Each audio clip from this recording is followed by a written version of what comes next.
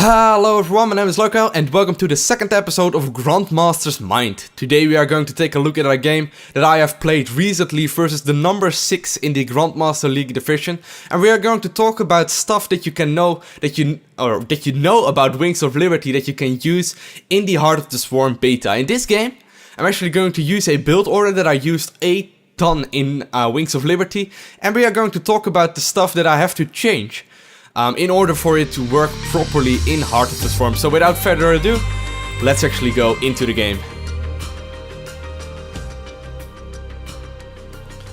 So here we are in the actual game. I actually sped up the game a little tiny bit until the 1 minute and 45 second mark. Which is just before I actually throw down my spawning pool, just because, you know, we don't really want to watch through the entire game of me spamming my hotkeys to get all my drones to mining. So here we are, just after throwing down my spawning pool, of course, and I'm going to go for a 15 hatchery right after. At least I'm going to try and do this, but in this game he will be able to block my expansion. He's actually going to be really annoying with his probie guy that is actually patrolling down at my natural. So here he is, and he knows that he is really annoying with this. I played this guy a bunch of times and he's always an annoying bastard when it comes to probe harassment. Right here he's actually going to harass it as long as he can. And then he throws down a pylon right there. And I know from previous experiences versus this guy that he will be able to let this pylon finish. He will actually do that. So how are you going to respond to that as a Zerg player? Well, as you can already see, since I went for a 14 spawning pool, my Zergling speed, or my Zerglings were about to come out already. I know a lot of Zerg players will actually go totally crazy when this kind of stuff happens, because it will throw them off a little bit after the game, but it's really not important to overdo it too much. I know that I will be flooding a little bit of minerals right here, but it's not the biggest deal because she wasn't planning on making any more drones soon anyway. So what I'm going to do instead is actually start 6 Zerglings to kill off that one pylon. 4 or 6 seems like a good amount to have. Then I'm going to use those Zerglings to check out where that probie actually went, because really you can't lose a probe versus a Protoss player. So I'm also going to start a second queen, and I'm also going to send a drone to my third base instantly to start a third base. So the way to really deal with a probe like that is by simply just playing standard but delaying it a little bit and getting an extra overlord out. Don't actually make extra drones early on, because you won't have any larvae to create Zerglings with. But as you can see, I'm using one of my Zerglings to actually make a nice pathway right there, making sure that I get all the locations down, and as you can see, he did a pretty nice timing right there, finishing up with all his buildings as soon as I arrived there with my Zergling. So I actually did manage to find his probe, so that's really good for me. That means he won't be able to do some late cannon rushing on my third base, or he won't be able to throw down some proxy pylons without me knowing about it. So so far everything is looking fairly standard, like it always will do. And another thing to actually keep in mind when it comes to throwing down a pylon like he did, is that it will actually cost him also something. It's not like that pylon is for free. That pylon doesn't only just cost 100 minerals, it also costs the extra mining time that the probe isn't mining. So when you think of it, actually the 100 minerals will delay his gateway, and the gateway of course is necessary to create any kind of tech, because you know you will need a gateway to start a cybernetics core. So what happened this game is that he threw down a pylon. I actually saved up a little bit of extra minerals that I don't really need it. However, his tech was also delayed, so in the end it just basically just is the exact same thing. So as we can see on the production tab right now, I am actually up against a stargating player, but at this point I don't know anything about that. Like, I'm just doing my normal good old strategy that I have been doing ever since Stefano started doing, and that is the Stefano build order. I made a video about that earlier. If you haven't seen it, check it out, it's on my channel somewhere. But I'm going to just play completely standard, going to take my 6-minute double gas geysers right here, and I'm also going to start a roach warren and an evolution chamber relatively soon. I'm just going to keep injecting, and I'm not going to create any kind of units anytime soon either. I have an overlord right there at his base that is actually getting attacked right now by a sentry, and I do realize that both his gas geysers are on the way right now. However, his mothership core is going to come in. Of course, the mothership core is one of the new Heart of the Swarm units, so I'm not going to bother with that too much. However, right now on the production tab there's an oracle on the way, and to be honest, I don't even know what oracles do. I still don't really know what they do, but I do realize that I will be able to get a lair because he went for double gas, and I also do realize that I can get a Zergling speed right after doing so. So here we go.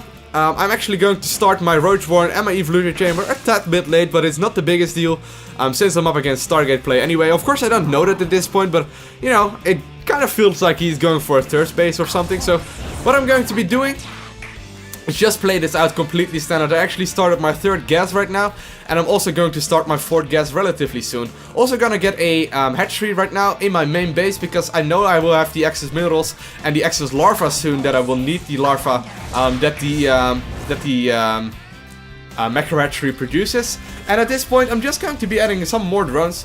I'm just playing completely standard, actually adding off my roach farm right now. And I know a lot of people actually look at this and think that I'm completely and utterly greedy. However, one thing to keep in mind is that I know that he wasn't chrono boosting any kind of upgrade.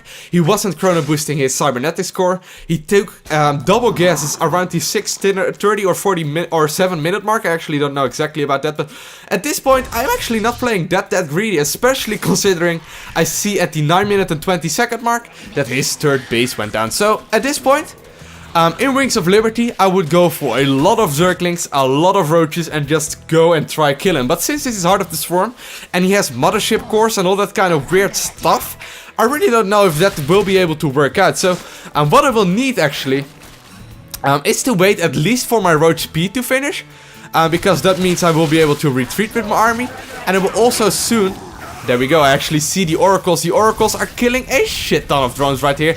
They actually already managed to kill like 8 of them, if I'm not mistaken. If you actually take a look at that.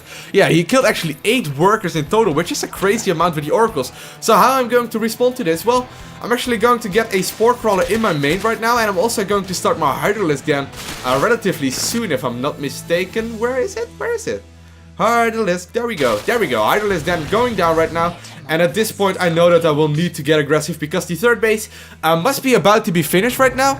And he will most likely be producing cannons there at this point in time. So if I will be able to get some aggression done while he's throwing down some cannons, I know that I will be able to do quite a lot. So here we go, I'm actually going to check with a Zergling what is going on over there. Turns out he is indeed producing cannons, however his sentries are all over there as well. So since he went for Stargate play, let's actually pause this a little bit. Since he went for Stargate play, you always have to keep using your head. He has 4 gas guys up relatively early. He went for Stargate play, which is really gas intensive, and he has 6 sentries out right now, or so, at least that's what I saw. Well, what kind of unit will he be able to have besides those airgate, or those Stargate units, and those sentries?